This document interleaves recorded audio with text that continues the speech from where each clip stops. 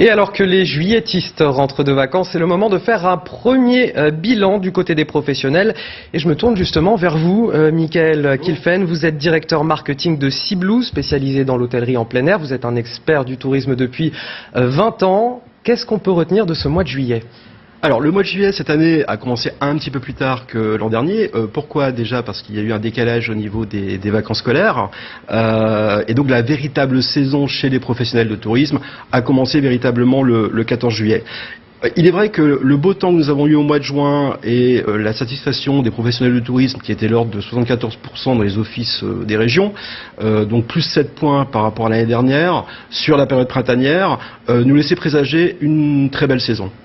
Ensuite, au niveau des destinations sur le mois de juillet, on voit également que la façade atlantique a été plébiscitée par les Français. Chez Sea Blue, aujourd'hui, on est à plus 15% sur le domaine de Carlin à Pont-Aven, on est à plus 20% sur le Bois-Maçon à Saint-Jean-de-Mont en Vendée.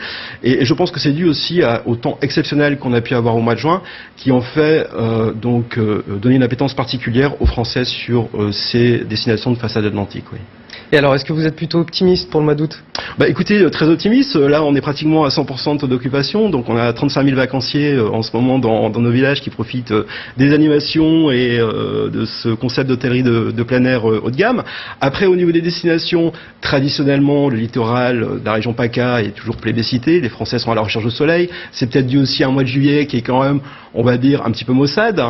On remarque également que le sud-ouest à la côte, ProTourisme disait avant-hier que les stations comme de Saint-Jean-de-Luz, d'Arcachon, de Bayonne ont vraiment la cote, et nous on le voit également chez nous, puisque sur notre village de la réserve à Biscarrosse, on est à plus 20% en ce moment par rapport à l'année dernière. Les Français sont, je pense, de plus en plus à la recherche de destinations authentiques et naturelles qui combinent activité et découverte de nos belles régions.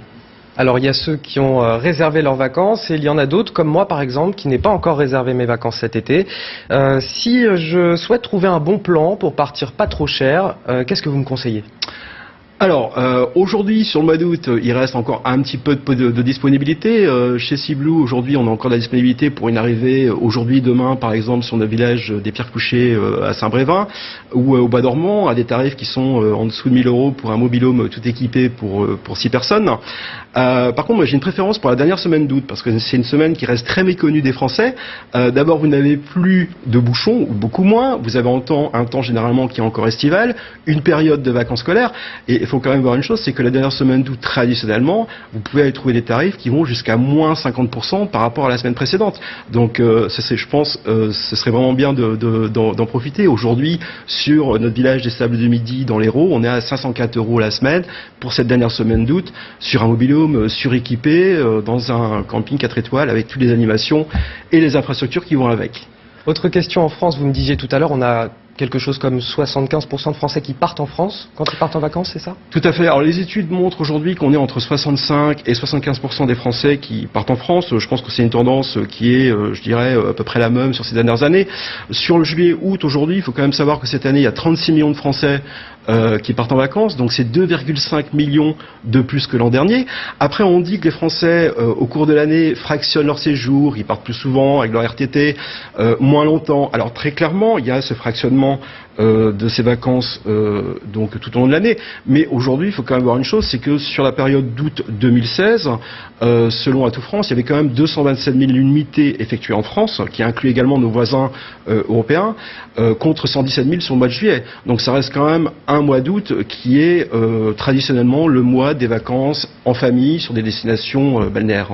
Merci à vous, Michael Kilfen. Vous êtes directeur marketing de Sea Blue, spécialisé dans l'hôtellerie en plein air et un expert du tourisme depuis déjà plus de 20 ans. Je vous remercie. Merci. Puis direction le Venezuela, à la veille d'une réunion, d'une assemblée.